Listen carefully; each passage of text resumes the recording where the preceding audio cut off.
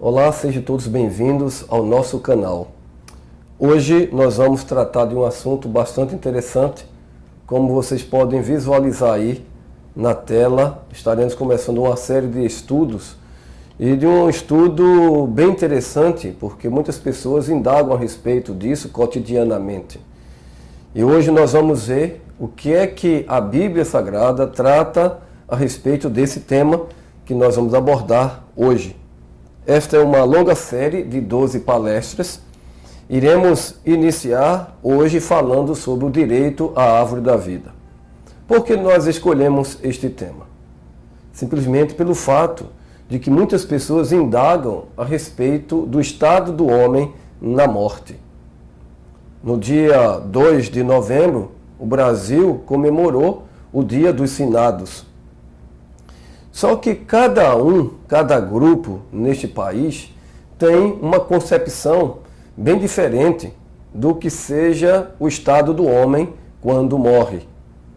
E muitas pessoas afirmam que o homem, quando morre, ele vai para o inferno se for uma pessoa que fez coisas ruins neste planeta. Ou se a pessoa foi chamada de boa, de honesta, de justa, um paraíso a aguarda, no caso, o céu. Já outros entendem que se uma pessoa fez bondades, fez maldades, e não foi aquela pessoa 100% boa, estará também num lugar chamado limbo, num estado intermediário. Essas são as ideias que perpassam a mente das pessoas hoje, no presente século. Mas essas crenças, elas têm algumas origens bastante interessantes. Por exemplo, Platão já dizia que o homem tinha uma alma que, quando acontecia a morte física do corpo, esta alma se desprendia e então iria para determinado lugar. Contudo, Aristóteles, também filósofo grego, tinha uma ideia completamente diferente. A ideia que Aristóteles tinha, a concepção de alma e de como pessoa humana, se encontra exatamente na mesma sintonia que as Escrituras Sagradas. Então, nesta linha, nós vamos aqui apresentar o que a Bíblia diz a respeito do homem. E, para tanto, eu gostaria de convidá-los a abrir a Bíblia, no capítulo 2 e o verso 7 de Gênesis, que é o texto basilar que nos ajudará a compreendermos melhor este tema. Então, a Bíblia diz o seguinte, 2, verso 7 de Gênesis. Este é o primeiro livro da Bíblia. Diz o seguinte: E formou o Senhor Deus o homem do pó da terra, e soprou em suas narinas o fôlego da vida, e o homem foi feito alma vivente. É bem esclarecedor o texto que aqui traz, porque enfatiza como o homem foi formado, ou que elementos compuseram este ser. A Bíblia afirma que 2 elementos se uniram para que o homem pudesse ter vida. Primeiro, a Bíblia diz que Deus formou o homem do pó da terra e soprou neste homem, o fôlego de vida. Em consequência disso, o homem passou a ser uma alma vivente.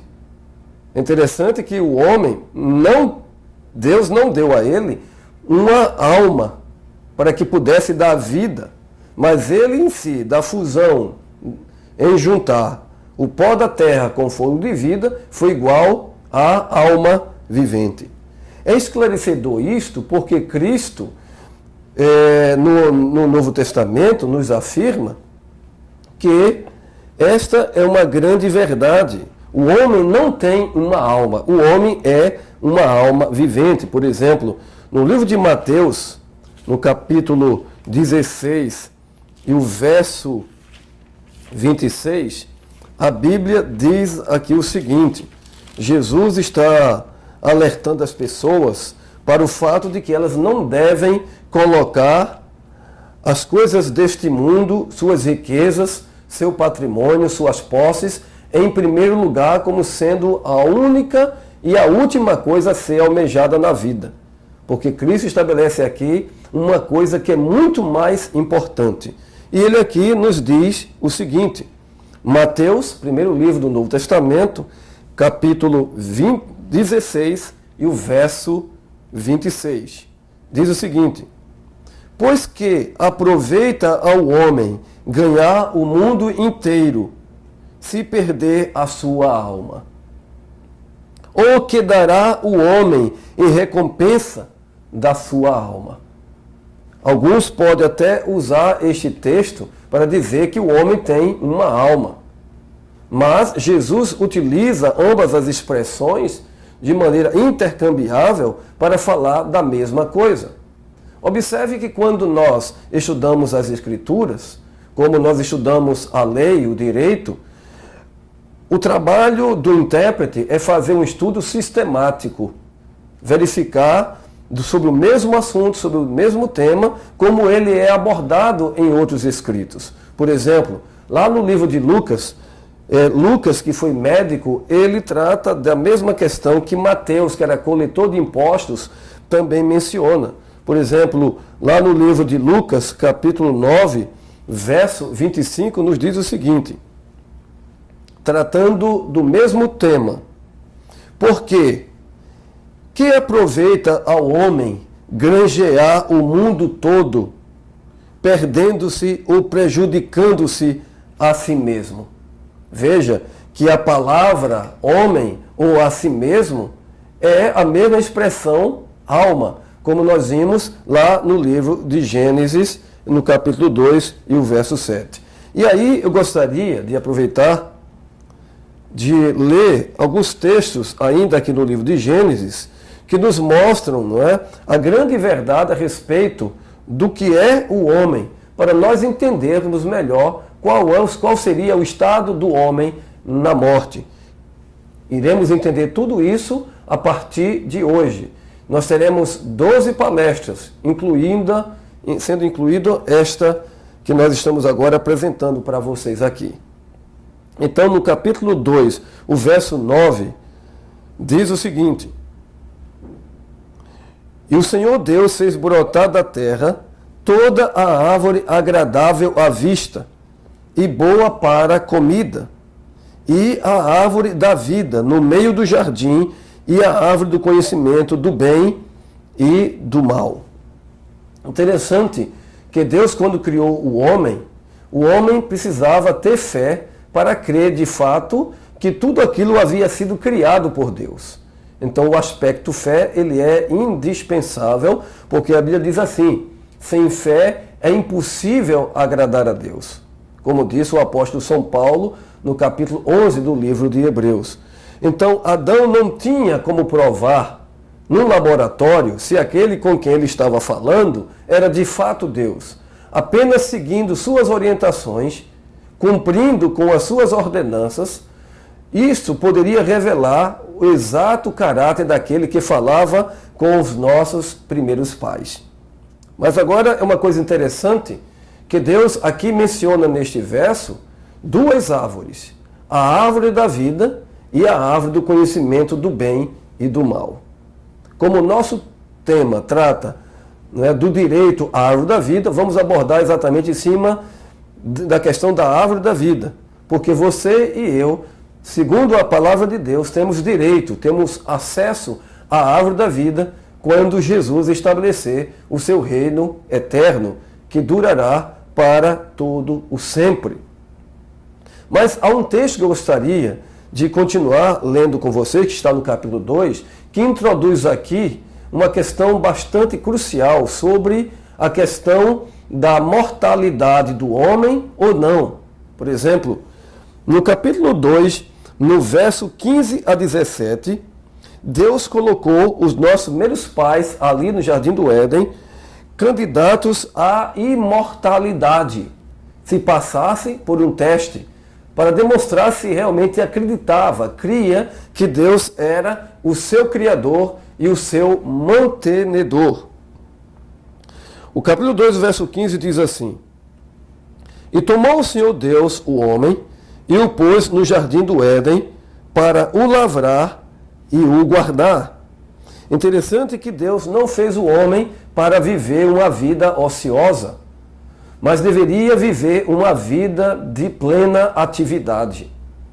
Continua o texto dizendo, verso 16, e ordenou o Senhor Deus ao homem, dizendo, de toda a árvore do jardim comerás livremente, mas da árvore do conhecimento do bem e do mal, dela não comerás, porque no dia em que dela comeres, certamente morrerás.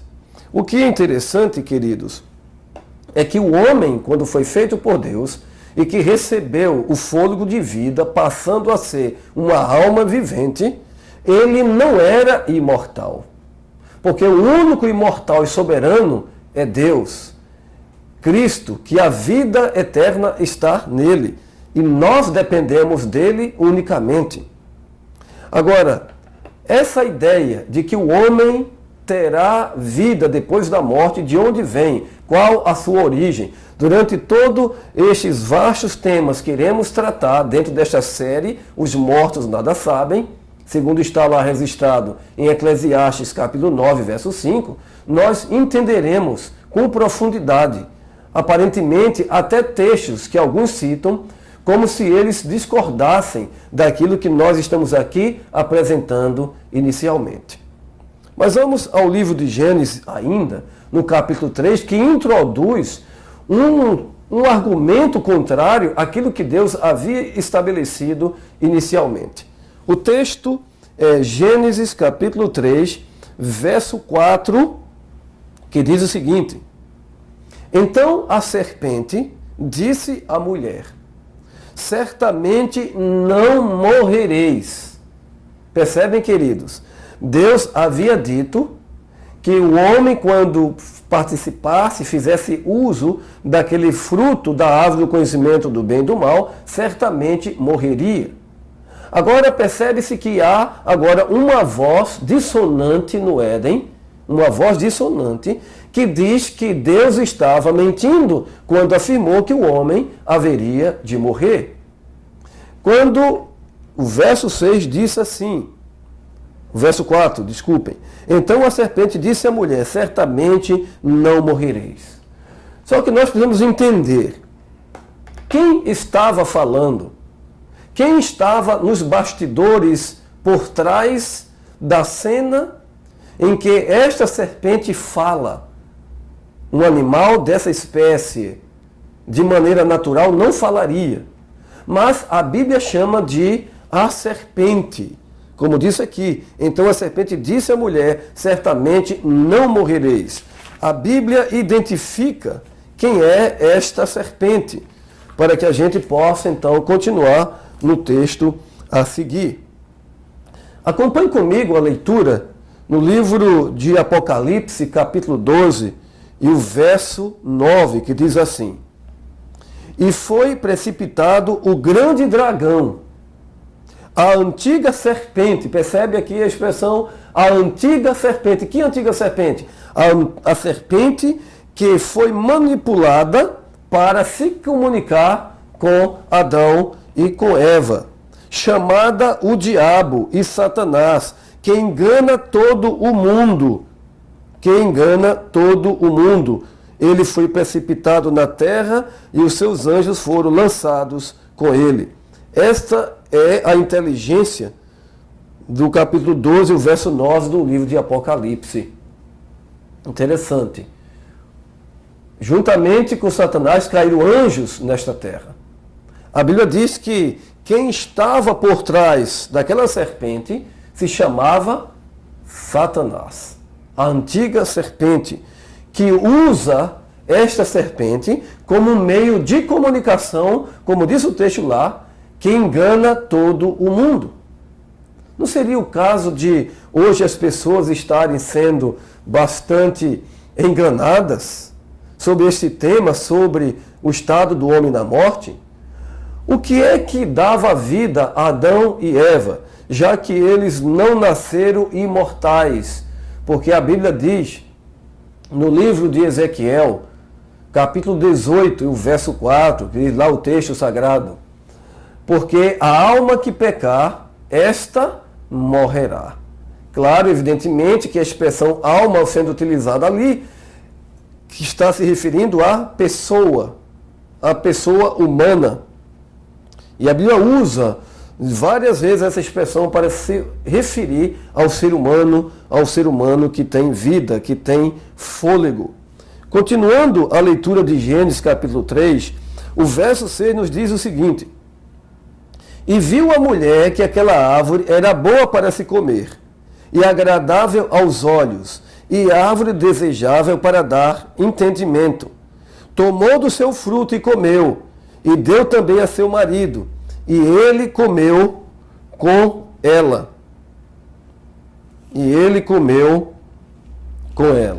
Interessante que a Bíblia nos diz que tanto Adão e Eva participaram, transgrediram a ordenança de Deus quando Deus havia dito: você deve fazer uso de todas as árvores do jardim, mas daquela de maneira específica, de maneira muito particular, que é de uso especial para mim, vocês não devem fazer uso dela.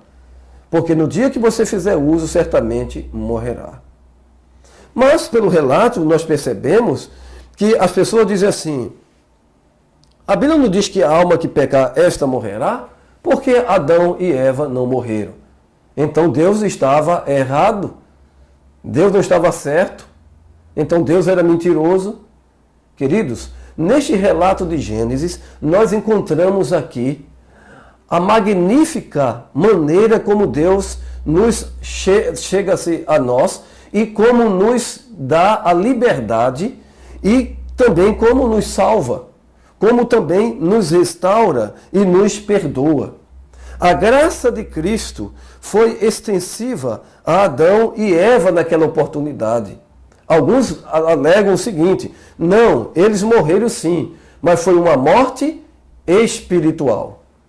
Evidentemente que podemos falar, nos referir também como uma morte espiritual.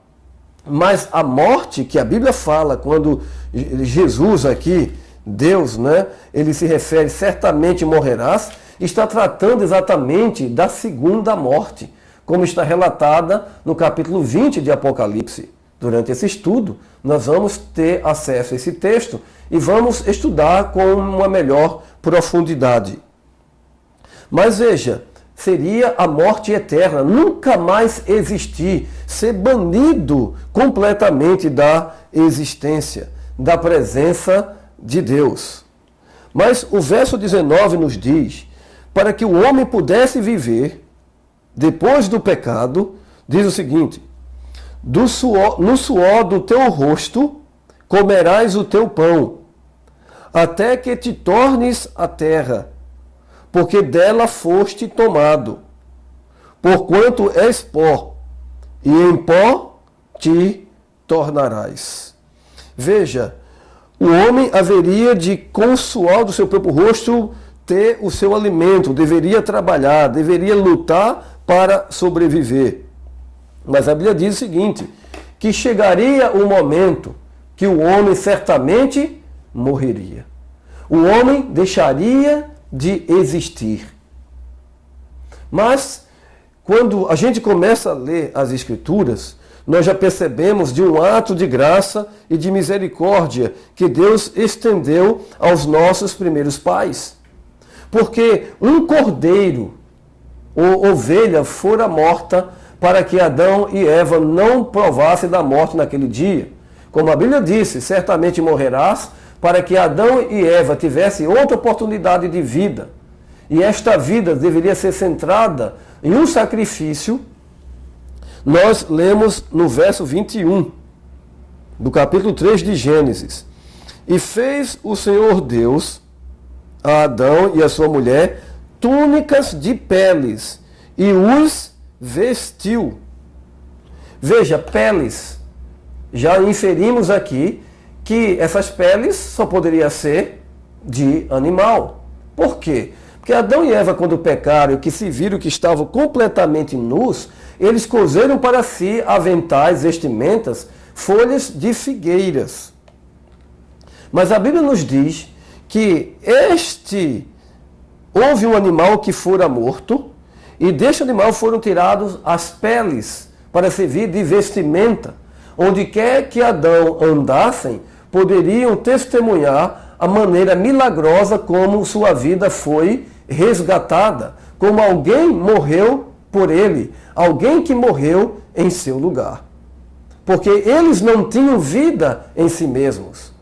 A vida eterna que eles poderiam gozar da imortalidade não estava nele, estava na pessoa daquele que se doou neste tipo de sacrifício, como nós podemos ver aqui no livro de Apocalipse, no capítulo 13 e o verso 8, diz o seguinte: olha o que diz aqui a última parte deste texto.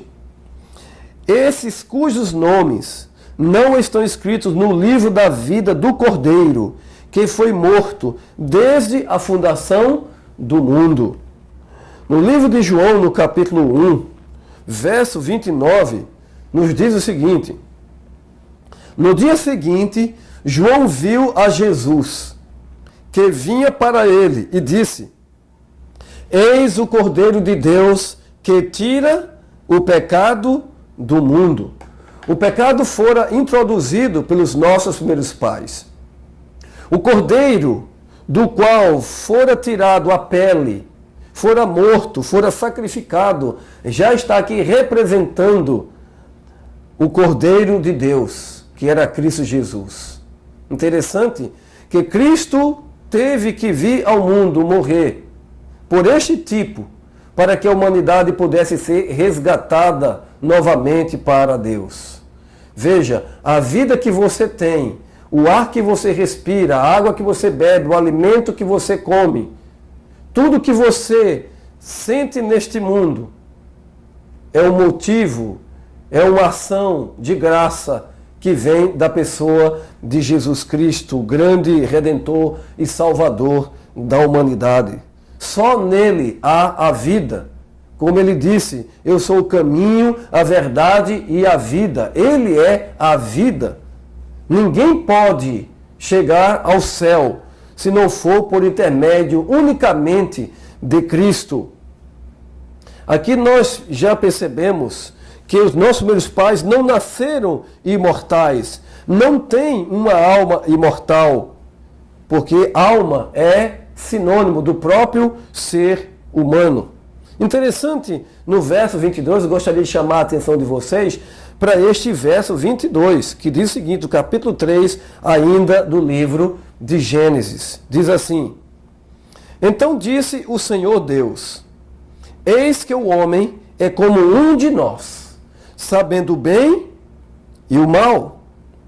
Ora, para que não estenda a sua mão e tome também da árvore da vida e coma e viva eternamente. O Senhor Deus, pois, o lançou fora do jardim do Éden para lavrar a terra de que fora tomado. Queridos, aqui está uma declaração poderosíssima, já afirmando categoricamente que os nossos primeiros pais não nasceram eternos. Veja, a eternidade, de maneira muito assombrosa e sobrenatural, dependia da árvore da vida. Deus colocou naquela árvore os nutrientes capazes de manter a vida perpétua, de um homem nunca chegar a morrer nem adoecer. Como ele mesmo disse aqui, vou ler novamente para vocês o verso 22. Então disse o Senhor Deus, eis que o homem é como um de nós, sabendo o bem e o mal. Ora, para que não estenda a sua mão e tome também da árvore da vida e coma e viva eternamente. Então o homem, para viver, para se manter vivo, ele precisava estar continuamente comendo do fruto da árvore da vida. Não é interessante isso? Então o homem não é eterno, o homem ele é mortal, como nós vimos aqui nesse texto assombroso. Se nós, queridos, pegarmos a Bíblia e começarmos a ler a história dos homens que viveram logo depois da queda de Adão e de Eva, vamos perceber que esses homens viveram 905 anos no caso de Adão, e o outro viveu 930, o outro viveu 969, o outro viveu 800, 700, e na medida que o tempo vai avançando, que eles se colocam distantes da fonte da vida que Deus havia colocado na árvore da vida, esses homens começam a ter gradualmente uma queda na longevidade. Começa a haver a queda na sua idade. Começou a haver a falta de resistência. E o homem começou então a morrer mais cedo. Não é interessante? Por que isso, queridos? No livro de Romanos, no capítulo 6, o apóstolo Paulo nos diz algo aqui maravilhoso. Olha o que ele diz aqui. Porque o salário do pecado é a morte, mas o dom gratuito de Deus é a vida eterna, por Cristo Jesus, o nosso Senhor. Então veja, o salário do pecado é a morte. Não há vida depois da morte. Há vida em Cristo Jesus. Então, há um pagamento. Se você trabalha, tem que receber o seu salário. Se nós pecamos e continuamos pecando, nós somos potenciais candidatos à morte eterna. Só através de Cristo nós nos livramos do poder do pecado e podemos ser totalmente salvos por sua graça, por sua misericórdia. O salmista Davi disse algo surpreendente sobre a questão da idade das pessoas.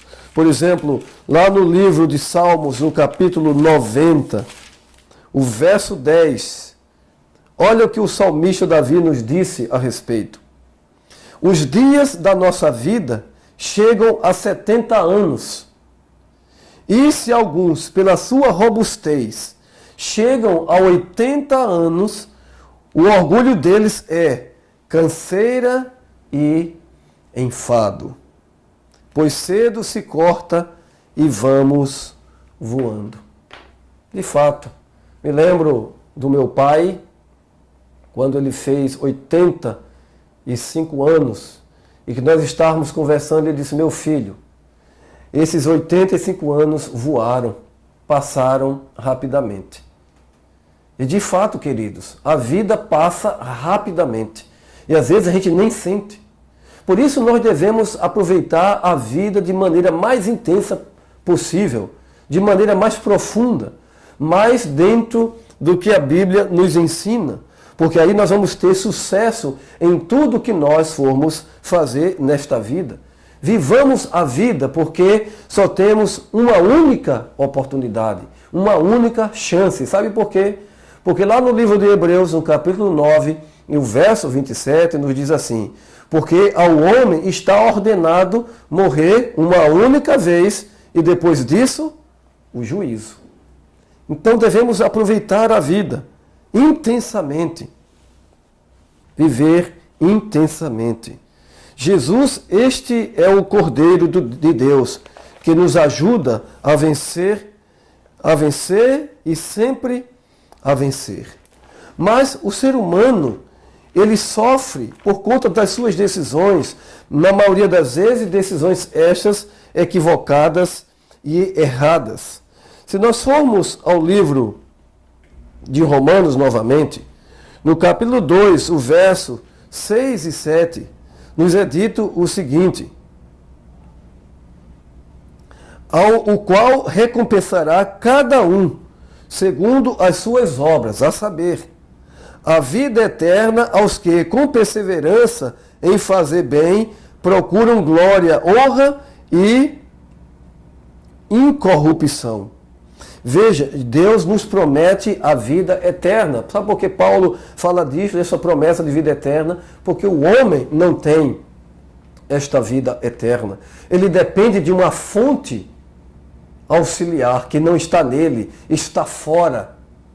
E Deus, ele manifesta esta graça para cada um de nós.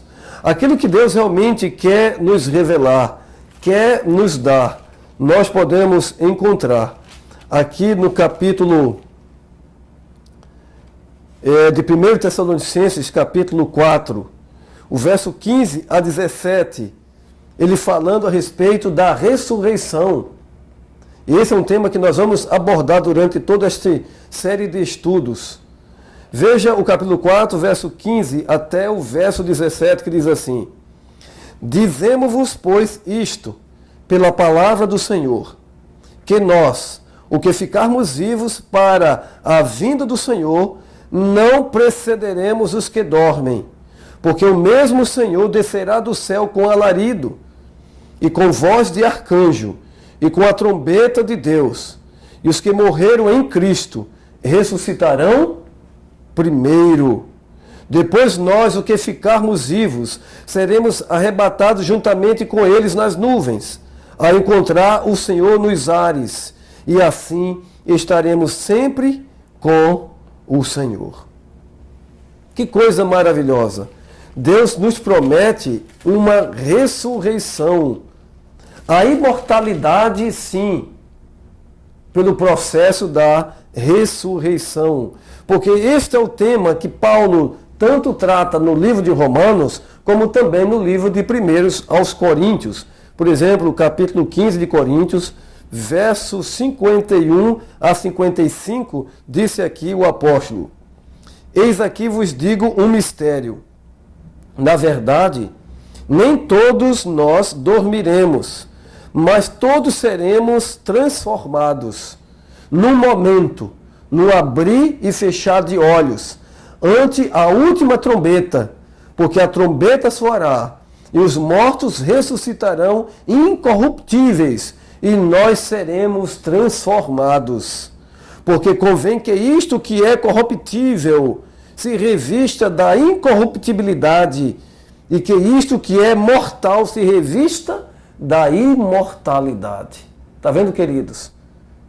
Nós somos mortais. O verso 54. E quando isto que é corruptível se revestir da incorruptibilidade, e isto que é mortal se revestir da imortalidade, então cumprir-se-á a palavra que está escrita: tragada foi a morte na vitória. Onde está, ó morte, o teu aguilhão? Onde está, ó inferno, a tua vitória? A vitória está em Cristo, o grande e soberano Senhor. Por isso nós devemos nos refugiar a Ele, nos ligar a Ele, por um laço que jamais poderá ser quebrado. Fazendo este pacto de amor com Cristo, andando com Ele, já teremos a vida eterna, que começa aqui, queridos. Como começa aqui? Através de um processo. Olhe o que diz aqui comigo, na sua Bíblia, por favor, em sua Bíblia. Pegue aí o capítulo 17 do livro de João, capítulo 17, o verso 3. E este texto diz o seguinte: E a vida eterna é esta, que te conheçam a ti só, por único Deus verdadeiro, e a Jesus Cristo, a quem enviaste. A vida eterna é esta. Veja que João, discípulo amado, aquele que escreveu o livro do Apocalipse, não o João Batista, ele define aqui a vida eterna. No que constitui a vida eterna? Conhecer por único Deus verdadeiro e também conhecer a Jesus Cristo, a quem o Pai tinha enviado. Mas por que conhecer a Jesus Cristo nos leva à vida eterna, queridos? Sabe por quê? Porque esse texto de 1 João escrevendo aos irmãos que estavam em Éfeso, ele diz aqui, João tinha mais ou menos 100 anos de idade. 1 João capítulo 5, verso 20. Acompanhe comigo. que diz esse texto: e sabemos que já o Filho de Deus é vindo, e nos deu entendimento para conhecermos o que é verdadeiro. E no que é verdadeiro estamos, isto é, em seu Filho Jesus Cristo. Este é o verdadeiro Deus e a vida eterna. Está vendo? Não só conhecer a Deus o Pai, mas a Jesus Cristo, porque Jesus Cristo diz aqui, segundo 1 João 5,20, ele é Deus eterno, é a vida eterna. Que maravilha nós sabermos que ele é a vida eterna, queridos. Estar nele já nos garante isso. Não preciso aguardar a sua vinda, porque já posso desfrutar a vida eterna, que será definitivamente colocada em nossa vida quando Jesus raiar no nuvem dos céus, quando formos transformados, se estivermos vivos, e seremos glorificados, e aqueles que estiverem mortos serão ressuscitados, porque já tinha a vida eterna garantida pelo sacrifício de Jesus Cristo. Que maravilha nós sabermos que neste mundo nós não estamos sozinhos, que há um Deus que está nos céus, que atende a sua e a minha oração, que não nos lança em rosto aquilo que ele nos dá, que sempre está trabalhando pelo nosso bem, como Jesus mesmo disse, o Pai trabalha até agora e eu trabalho também. Jesus trabalha para o teu bem, Jesus trabalha para que você tenha vida e vida com abundância em todos os aspectos da sua vida. Creia nisso, tome posse desta bênção, porque esta é a grande verdade que nós encontramos na sua santa palavra. Como nós falamos, a imortalidade vem unicamente do grande Redentor, que é Cristo, que é Deus eterno. Eu gostaria de ler esse texto, que é esplendoroso. Olha o que diz aqui no capítulo 6, o verso 13 a 17 do livro de 1 Timóteo. Paulo, escrevendo a Timóteo, disse o seguinte, verso 13 a 17. Mando-te diante de Deus, que todas as coisas vivifica. E se Cristo Jesus, que diante de Pôncio Pilatos deu o testemunho de boa confissão, que guardes este mandamento sem mácula e irrepreensão, até a aparição de nosso Senhor Jesus Cristo, a qual a seu tempo mostrará o bem-aventurado e único poderoso Senhor, Rei dos reis e Senhor dos senhores, aquele que tem ele só a imortalidade e habita na luz inacessível, a quem nenhum dos homens viu e nem pode ver, ao qual seja honra e poder sempre eterno. Amém. Eis aqui a grande declaração. Só em Cristo há a vida eterna. Só Ele possui a imortalidade. Só Ele possui a imortalidade. Há um texto que eu não poderia deixar passar nessa oportunidade de ler com os senhores, aqui no livro de Apocalipse, capítulo 21. Eu gostaria de dizer para vocês que nos assistem e que presenciam aqui esta palestra, que o livro de Apocalipse não é um livro comumente apresentado por Hollywood, como sendo um livro que apresenta catástrofes, destruições, terremotos, maremotos, pestes, violência. Não. É uma revelação de Cristo, da sua pessoa. E ele mostrando os perigos que o seu povo haveria de passar, para que pudesse entender que ele de fato era aquele quem dizia ser. Para garantir, como eu mesmo disse, eu estou dizendo as coisas de maneira antecipada, para que quando acontecer vocês creem, que vocês possam crer que eu antecipadamente já tinha dito para vocês. Apocalipse capítulo 21 é um livro, é um capítulo de promessas. O verso 4 nos diz assim: ao final de toda esta história da humanidade, a Bíblia diz no verso 4 o seguinte, 21 verso 4, e Deus limpará de seus olhos toda a lágrima, e não haverá mais morte.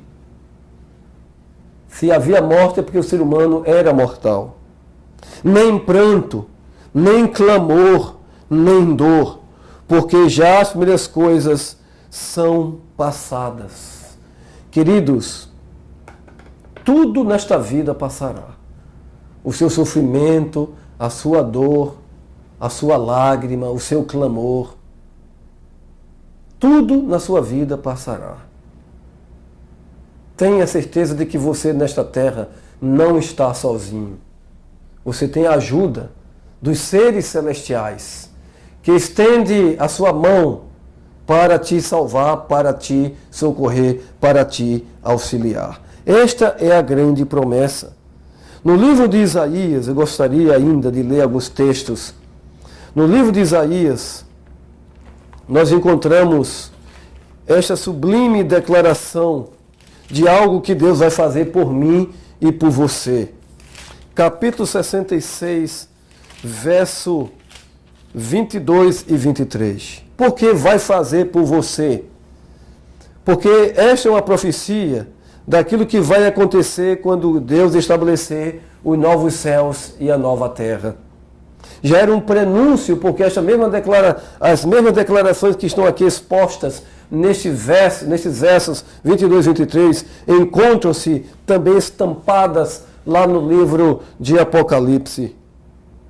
Capítulo 66, versos 22 e 23 diz assim: porque como os novos céus e a nova terra que hei de fazer estarão diante da minha face, diz o Senhor, assim também há de estar a vossa posteridade e o vosso nome. E será que desde uma lua nova até a outra, e desde um sábado até ao outro, virá toda a carne a adorar perante mim, diz o Senhor. Aqui podemos ver que é interessante que a Bíblia fala que na presença dele haveria de ter um certo tempo quando nós iríamos nos dirigir para esta adoração. O verso 23 diz: será que desde uma lua nova até a outra? Por que o texto bíblico se refere a essa expressão? Queridos, esta expressão é a maneira judaica de falar de um mês, de mês a mês. Mas porque ele menciona aqui que deverá adorar o Senhor no dia de sábado, mas existirá também um outro momento particular, de mês em mês, que estaremos ali. Mas esse período de mês em mês serve exatamente para quê?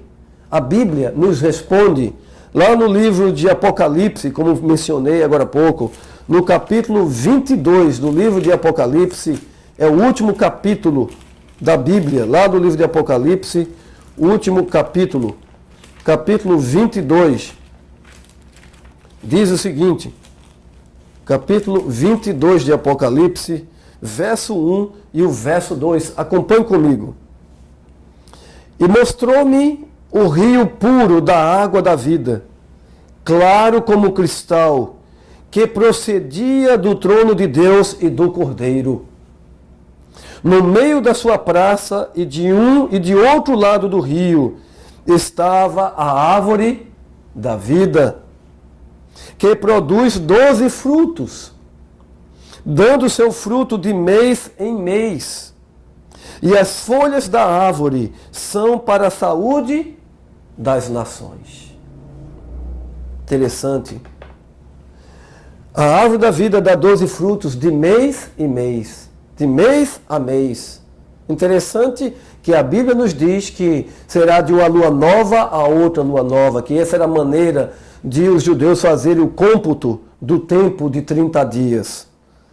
Este é o período que Deus reserva para que os seus filhos se dirijam à árvore da vida de maneira majestosa. Deus nos mostra que sempre haveremos, mesmo na eternidade, haveremos de depender dos meios naturais que Ele estabeleceu para o nosso bem, para a nossa maneira feliz de viver. Aí você poderá perguntar, mas será para a saúde das nações? Por acaso alguém lá na eternidade estará doente? Não, queridos. O pecado que nos traz a morte nos trouxe também defeitos. Nos deixou pequeninos, raquíticos, fracos, abatidos. E a nossa estatura, que deve chegar a uma estatura praticamente de quase 4 metros, segundo os historiadores fizeram um levantamento e descobriram que Adão haveria de ter quase próximo a 4 metros de altura, tendo praticamente um peso de 1 tonelada. Agora imagine uma pessoa hoje com 50, 60, 70 ou 100 quilos, 120 quilos, 200 quilos, isso não é nada. Mas o peso que nós temos muitas vezes nos diz aquilo que somos, da nossa fraqueza, da nossa debilidade orgânica. As folhas da árvore são para a saúde das nações, até chegarmos ao perfeito equilíbrio, chegarmos à perfeita estatura de Cristo Jesus, como menciona o apóstolo São Paulo em uma de suas epístolas, em uma de suas cartas aos irmãos que estavam dispersos. Eu gostaria de ler ainda mais este texto, mais alguns textos, por exemplo, o Apocalipse capítulo 2, o verso 7. Sabe, queridos, Deus tem uma promessa, Deus tem uma bênção especial com tudo isso que aqui nós mencionamos. Apocalipse capítulo 2, o verso 7 nos diz assim: quem tem ouvidos, ouça o que o Espírito diz às igrejas. Ao que vencer, dar-lhe-ei a comer da árvore da vida, que está no meio do paraíso de Deus. Veja, queridos, ao que vencer, dar-lhe-ei a comer da árvore da vida. Deus dará o direito a comer do fruto da árvore da vida. Esse é um direito seu, esse é um direito meu. Sabe quem foi que criou este direito? O Salvador, Jesus Cristo. Sabe por que ele nos concedeu isso? Ele morreu na cruz do Calvário, porque a sua santa lei não poderia ser inviabilizada. A sua lei não poderia ser anulada. Ela pode ser quebrada pelo homem, mas jamais ser anulada, em hipótese alguma. Lá em Gênesis, como nós vimos inicialmente, nós vemos que Deus ordenou ao homem que poderia fazer uso contínuo de todas as árvores do jardim. Mas Deus estabeleceu um limite além do qual o homem não deveria ir. E o homem foi e trouxe a morte e o pecado para todos os seres humanos. Mas Jesus, à semelhança de homem, veio a esta terra, sendo Deus eterno, experimentando a nossa dor, o nosso sofrimento, para que você pudesse sorrir, para que você pudesse se alegrar. E além de tudo isso, queridos, nos dá o direito a viver eternamente. Você já parou um momento para refletir o que significa viver eternamente? Viver eternamente feliz. Viver eternamente sorrindo. Viver eternamente tendo sucesso. Vivendo eternamente, sendo realizado em tudo e que for fazer. Porque o céu, todas as ambições serão alcançadas. Os objetivos maiores serão alcançados. Iremos estudar com profundidades o vasto, imenso universo que Deus nos deu. Porque isso reflete o seu grande amor por cada um de nós. Gostaria de ler ainda Apocalipse capítulo 22, os versos 14 e 15. Olha o que diz, queridos, o verso 14 e o verso 15. Capítulo 22, o último capítulo do livro do Apocalipse. Bem-aventurados aqueles que guardam os seus mandamentos, para que tenham direito à árvore da vida e possam entrar na cidade pelas portas. Veja, essa é a versão trinitariana do Brasil, da Sociedade Bíblica Trinitariana do Brasil, SBTB. Diz o seguinte: bem-aventurados aqueles que guardam os seus mandamentos, para quem tem o direito à árvore da vida e possam entrar na cidade pelas portas. Ficarão de fora os cães, os feiticeiros, os que se prostituem e os homicidas, e os idólatras, e qualquer que ama e comete a mentira. Se vocês observarem, este verso 15 introduz alguns dos 10 mandamentos de Deus. Veja, fala de homicida, diz não matarás, fala dos idólatras, diz assim, não terás os diante de mim, não farás para ti imagem de esculturas. Os que cometem a mentira, falso testemunho, e assim por diante. Os que se prostituem, que a Bíblia diz que é o 7º mandamento da sua lei, não adulterarás. Aqui nós temos parte dos 10 mandamentos. Sabe, queridos, feliz aquele que tenta guardar os mandamentos de Deus, porque sua vida é uma vida de bênção. Lá no livro de Isaías, no capítulo 26, que é análogo exatamente a esse texto, diz aqui o profeta Isaías, falando a respeito da entrada na cidade celestial. Verso 1 e 2 diz assim: naquele mesmo dia se entoará este cântico na terra de Judá. Temos uma cidade forte, veja que lá fala de Jerusalém. Temos uma cidade forte, a que Deus pôs a salvação por muros e antemuros. E o verso 2 diz assim: abri as portas para que entre nelas a nação justa, que observa a verdade. Apocalipse 22, 14, apenas para comparar, queridos. Veja o que diz verso 14 do capítulo 22, se não são praticamente as mesmas palavras. Bem-aventurados aqueles que guardam os seus mandamentos, para que tenham direito à árvore da vida e possam entrar na cidade pelas portas. Aqui diz, abrir as portas para que entre nelas a nação justa, que observa a verdade. Sabe, queridos, a Bíblia se encarregou de definir a própria verdade. Para ter direito à árvore da vida, é necessário, queridos, guardar os mandamentos de Deus. Não ser salvo pelas obras. Somos salvos pela graça de Jesus Cristo, mediante a fé, que não é um dom nosso, mas a graça e a fé não me leva a violar a sua santa lei. Como diz no livro de Romanos, eu gostaria de mencionar esse texto aqui para vocês. Romanos 3, verso 31, que diz assim: anulamos, pois, a lei pela fé? De maneira nenhuma. Antes estabelecemos a lei, a santa lei de Deus, para aqueles que guardam os seus mandamentos, para que tenham acesso à cidade pelas portas e possam ter direito à árvore da vida. Que maravilha, queridos, que a verdade na Bíblia ela é definida. Você pode ouvir uma religião A, B, C ou D, cada uma mencionando e dizendo que tem a verdade.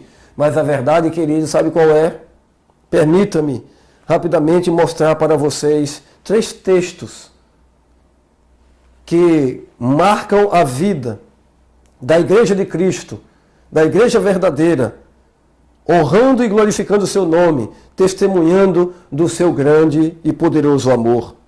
Porque a Bíblia diz assim, no 13, verso 8 do livro de Hebreus, somente para nós entendermos que se tivermos amor, nós seremos compungidos exatamente a fazer a sua santa vontade. O apóstolo ele diz assim que o cumprimento da lei é o amor. Quando amamos a Cristo, como ele mesmo disse, se me amais, guardareis os meus mandamentos. Eu gostaria de iniciar falando qual é a definição de verdade no capítulo 14 e o verso 6, que diz assim, João capítulo 14, verso 6 diz assim: disse-lhe Jesus, eu sou o caminho e a verdade e a vida. Ninguém veio ao Pai senão por mim. A primeira das grandes declarações que nós encontramos na Bíblia é que Jesus Cristo é a verdade. Esta é uma pergunta que muitos dos filósofos da antiguidade fizeram e hoje, modernamente, ainda fazem. Que é a verdade? Mas Jesus procurou esclarecer. E a Bíblia define a verdade apenas de 3 maneiras. Primeiro, Jesus é a verdade. Ora, se Jesus é a verdade, o Pai é a verdade. Deus o Pai é a verdade. O Espírito Santo é a verdade. Como diz 1 João capítulo 1 e o verso 7. O Espírito é a verdade. A Santa Trindade é a verdade. E nós encontramos outra declaração, 17, verso 17, que diz assim: santifica-os na tua verdade, a tua palavra é a verdade. A Bíblia se encarregou de definir a própria verdade. Com a verdade eu tenho direito ao acesso, tenho direito à árvore da vida.